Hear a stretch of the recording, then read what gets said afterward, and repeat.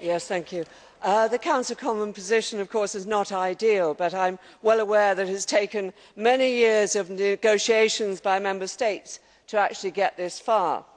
Most of us have also been working on this for a number of years as well. I've always supported the retention of the opt-out, but I wanted it tightened up so that it would be truly voluntary.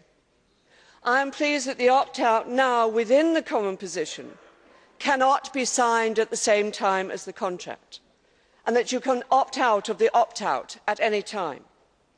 This is a far more transparent way of protecting workers' rights than using a definition of autonomous worker that is so loose it could apply to anyone, as it does in many Member States, or the use of multiple contracts, whereby an employer can employ the same employee on 1, 2, or even 3 contracts, which is used in some other Member States.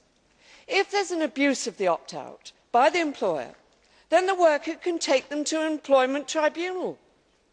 My fear is that if we lose the opt-out, we will force more people into the grey economy, and then they will not be covered by health and safety legislation, in particular the Dangerous Machinery Directive. All legal workers are covered by these directives, whether they opt in or opt out of the Working Time Directive.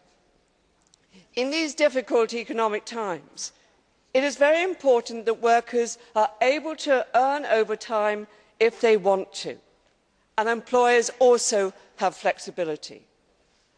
With regards to on-call time not being considered as working time in the Common Position, I have more difficulty with this. That is why I tabled my amendment in the Employment Committee to say on-call time should be classed as working time.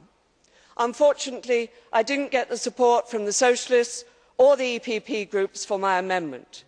What we have now in the Cercas report is that on-call time should, yes, be classed as working time, but allowing collective agreements or national law to rule otherwise.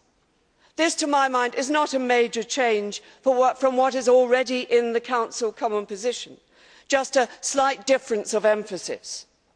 I did not retable my amendment because I knew Socialists and EPP would not vote for it.